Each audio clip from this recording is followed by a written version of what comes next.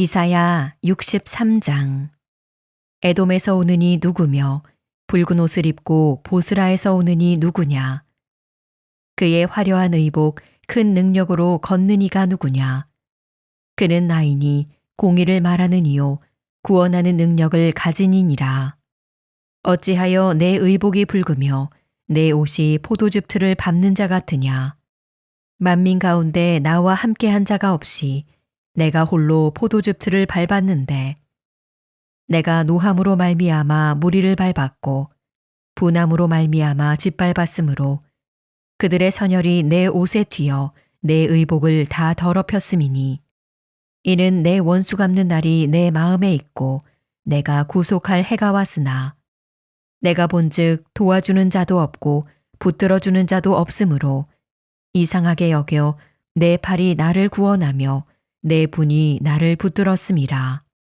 내가 노함으로 말미암아 만민을 밟았으며 내가 분함으로 말미암아 그들을 취하게 하고 그들의 선혈이 땅에 쏟아지게 하였느니라. 내가 여호와께서 우리에게 베푸신 모든 자비와 그의 찬송을 말하며 그의 사랑을 따라 그의 많은 자비를 따라 이스라엘 집에 베푸신 큰 은총을 말하리라.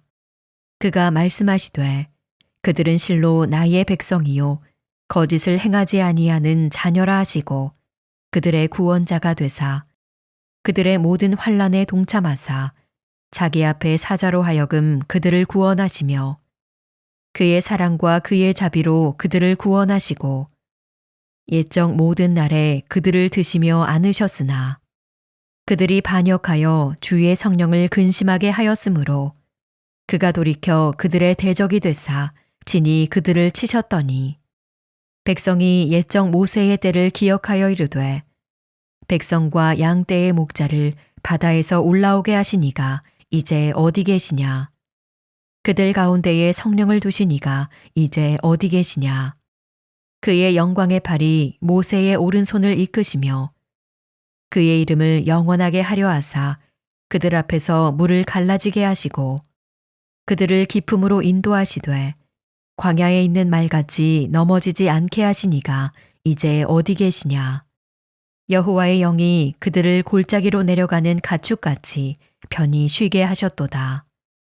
주께서 이와 같이 주의 백성을 인도하사 이름을 영화롭게 하셨나이다 하였느니라. 주여 하늘에서 굽어 살피시며 주의 거룩하고 영화로운 처소에서 보옵소서. 주의 열성과 주의 능하신 행동이 이제 어디 있나이까. 주께서 베푸시던 간곡한 자비와 사랑이 내게 그쳤나이다. 주는 우리 아버지시라. 아브라함은 우리를 모르고 이스라엘은 우리를 인정하지 아니할지라도 여호와여 주는 우리의 아버지시라. 옛날부터 주의 이름을 우리의 구속자라 하셨거늘 여호와여 어찌하여 우리로 주의 길에서 떠나게 하시며 우리의 마음을 완고하게 하사 주를 경외하지 않게 하시나이까. 원하건대 주의 종들 곧 주의 기업인 지파들을 위하사 돌아오시옵소서. 주의 거룩한 백성이 땅을 차지한 지 오래지 아니하여서 우리의 원수가 주의 성소를 유린하여 싸우니 우리는 주의 다스림을 받지 못하는 자 같으며 주의 이름으로 일컬음을 받지 못하는 자 같이 되었나이다. 오늘은 은혜의 때를 기억하라 라는 말씀으로 말씀을 전하겠습니다.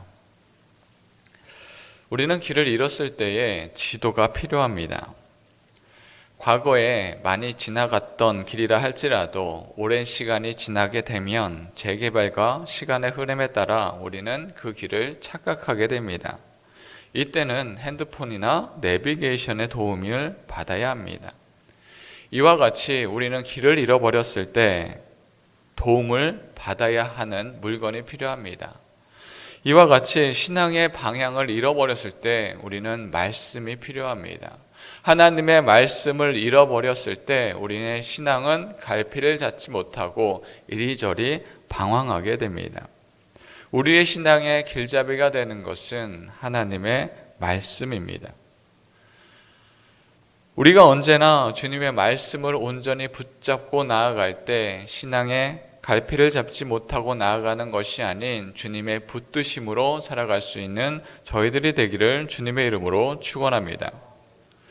오늘의 말씀에서는 에돔의 심판과 하나님의 백성에게 회개를 촉구하는 말씀을 전하고 있습니다.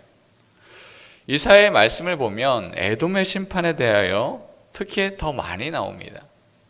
이는 이스라엘이 멸망하였을 때 에돔에서 손뼉을 치며 기뻐하였던 것에서 이스라엘의 분노가 나타나게 되는 것입니다.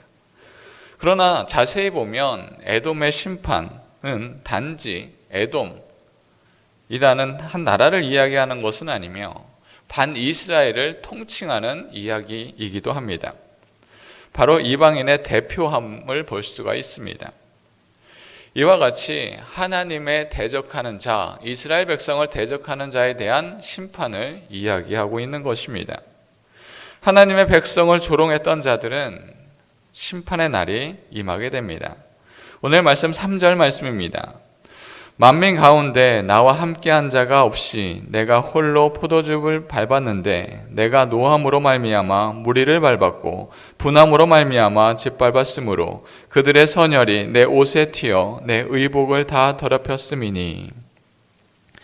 이방인에 대한 심판이 눈에 보입니다. 포도즙 틀에 포도를 넣고 사람들이 올라가 짓밟았던 것과 같이 이방인들을 밟고 죽이는 모습을 형상화하고 있습니다. 하나님은 단지 이방인의 멸망에서 끝나는 것이 아니라 그들에 대한 분노가 말씀에서 느껴지게 됩니다. 이방인의 멸망의 시기, 우리는 무엇을 합니까? 우리의 원수가 다 죽게 되었다, 심판의 날이 되었다 하며 손뼉치며 즐거워하는 것이 우리가 해야 할 것일까요? 그렇지 않습니다. 우리는 그때에 하나님이 우리에게 어떠한 은혜를 주셨는지 돌아보아야 합니다. 오늘 말씀 11절 말씀입니다. 백성이 옛적 모세 때를 기억하여 이르되 백성과 양떼의 목자를 바다에서 올라오게 하시니가 이제 어디 계시냐? 그들 가운데에 성령을 두시니가 이제 어디 계시냐? 이방인들의 멸망이 믿는 자의 승리로 귀결하지 않습니다. 믿는 자는 하나님의 은혜의 시간을 떠올려야 합니다. 이스라엘 백성은 회개의 시기에는 모세 때를 항상 기억합니다. 모세 때는 어찌 보면 유쾌한 시간만 있었던 것은 아닙니다. 고난의 시간도 있었고 어려운 시간도 있었습니다. 그러나 그 시기에는 하나님의 말씀이 임했던 시기이며 모든 은혜가 가득했던 시기이기도 합니다. 이스라엘은 애굽의 노예에 있었으며 애굽의 군대에 대항할 어떠한 힘도 갖추고 있지 않았습니다. 그러나 하나님이 그들과 함께 하시니 친히 출애굽할 수 있게 허락하였습니다. 광야에 걸을 때에도 먹을 것이 없었습니다. 전쟁할 힘도 능력도 없었습니다. 그러나 하나님이 함께 하시니 그 이스라엘 백성에게 만나를 내려주시고 전쟁을 하게 되면 언제나 승리하게 하였습니다.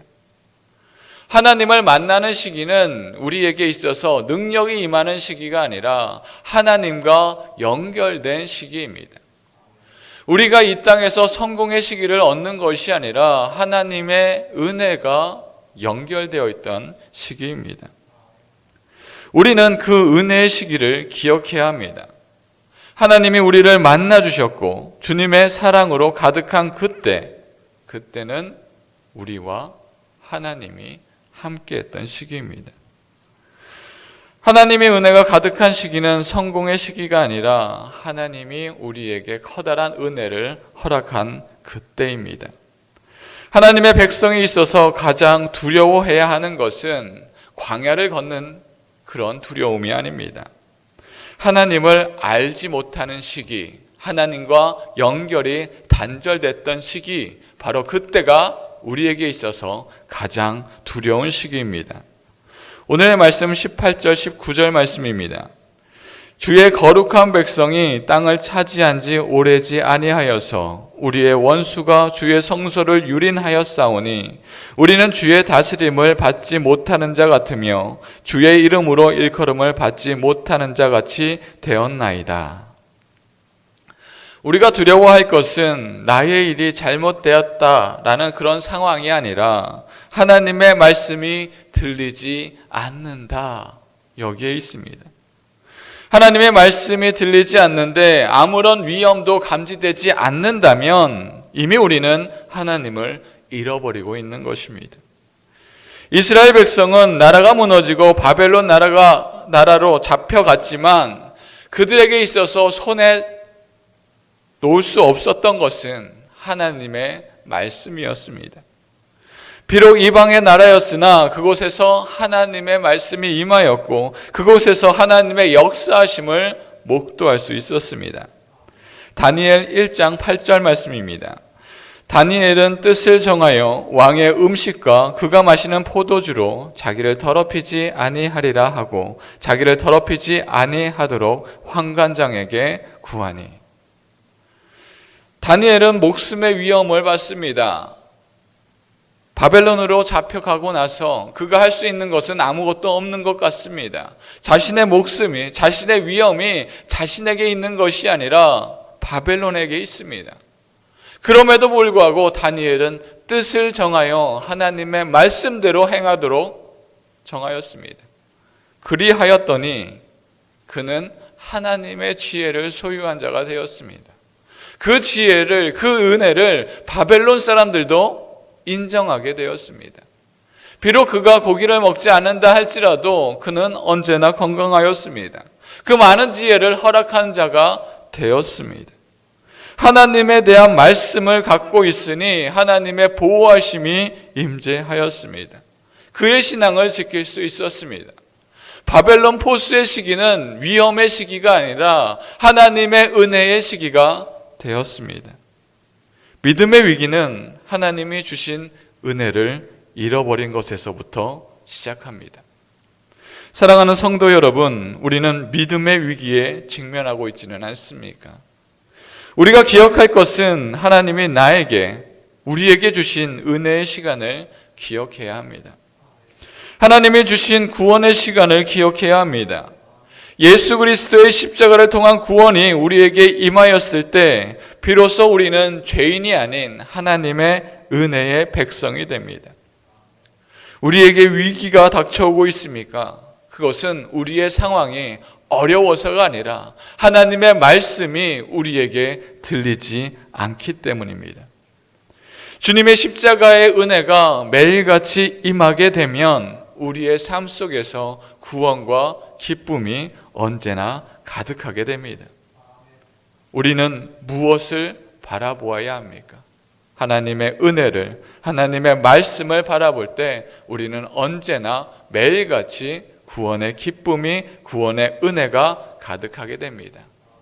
우리가 오늘을 살아갈 때에 구원의 은혜를 기억하며 살아갈 수 있는 저희들이 되기를 주님의 이름으로 축원합니다. 이 시간 주님이 주신 말씀을